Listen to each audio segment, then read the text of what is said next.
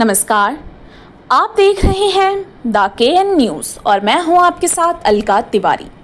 इटावा का मामला फिर गर्मा गया है। कथावाचक के अपमान से उठे विवाद में अब पूर्व कैबिनेट मंत्री शिवपाल सिंह यादव की एंट्री हो गई है। बीजेपी पर सीधा हमला और सपा की छवि पर सफाई। पूरा मामला क्या है, किसने क्या कहा और अब आगे क्या होगा, सब कुछ बताएंगे आज के इस एक्सक्लूसिव स्पेशल रिपोर्ट में।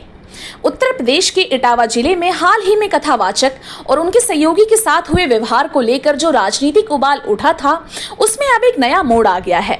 समाजवादी पार्टी के नेता शिवपाल सिंह यादव ने इस मुद्दे पर चुप्पी तोड़ते हुए बड़ा बयान दिया है। शिवपाल यादव ने साफ तौर पर कहा कि कथावाचकों का अपमान नहीं होना चाहिए। उन्होंने इटावा में कथित हंगामे को सरकार प्रायोजित करार दिया और कहा कि समाजवादी पार्टी का कोई भी कार्यकर्ता उस बवाल में शामिल नहीं था। हमारी पार्टी में सभी वर्गों का सम्मान होता है।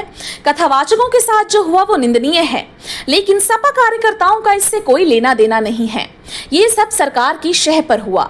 शिवपाल यादव ने सपा के कार्यकर्ताओं की छवि को बचाते हुए कहा कि उनकी पार्टी में ऐसा कोई नहीं जो भड़काऊ बयान दे। साथ ही बीजेपी पर निशाना साधते हुए कहा कि बीते 9 साल से प्रदेश में सरकार है, लेकिन महंगाई, बेरोजगारी और भ्रष्टाचार से जनता को कोई राहत नहीं मिली। बीजेपी ने जनता से सिर्फ झूठे वादे किए हैं। महंगाई, बेरोजगारी और भ्रष्टाचार पर कोई काम नहीं किया गया। अपने संबोधन में शिवपाल सिंह यादव ने समाजवादी पार्टी के मूल सिद्धांतों की भी याद दिलाई। उन्होंने राम मनोहर लोहिया से लेकर मुलायम सिंह यादव और जनेश्वर मिश्रा जैसे ब्राह्मण नेताओं का जिक्र किया और कहा कि पार्टी ने हमेशा हर वर्ग को साथ लेकर चलने की कोशिश की है। समाजवादी पार्टी कभी जातिवाद में यकीन नहीं करती। हमारे बीच ब्राह्मण नेता भी रहे हैं, यादव नेता भी। ये पार्टी सभी का सम्मान करती है, ना कि किसी वर्ग को नीचा दिखाती है।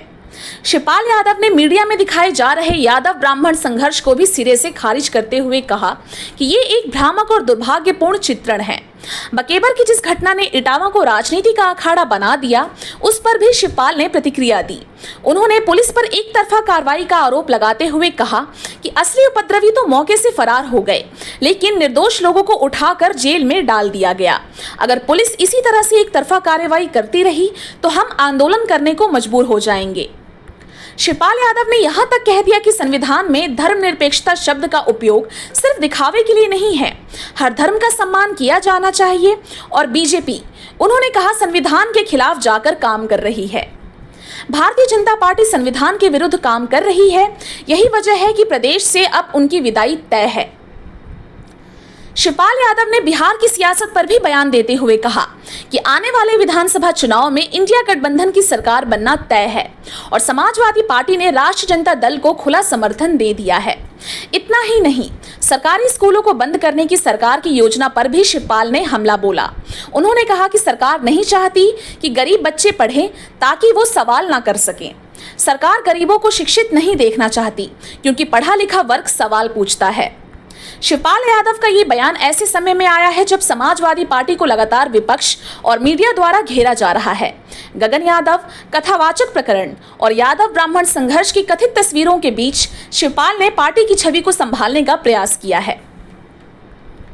अब बड़ा सवाल ये उठता है कि इटावा में जो कुछ हुआ, क्या वो सिर्फ एक संयोग था या एक साजिश? क्या वाकई भाजपा सरकार इस घटना के पीछे है या सपा सिर्फ खुद को बचाने की कोशिश कर रही है? इस पूरे प्रकरण में हम आने वाले दिनों में और सियासी बयानबाजियों की उम्मीद है, लेकिन असली मुद्दा ये है कि धार्मिक और सामाजिक कार्यक्रमों में राजनीति की घुसपैठ आखिर कब तक बर्दाश्त की जाएगी। इसी के साथ आज का द केएन न्यूज़ स्पेशल यहीं समाप्त होता है। अगर आप इस विषय पर अपनी राय देना चाहते हैं तो नीचे कमेंट करें और चैनल को सब्सक्राइब करना ना भूलें। फिर मिलते हैं एक और सच्चाई से रूबरू कराने वाले एपिसोड में। तब तक के लिए नमस्कार।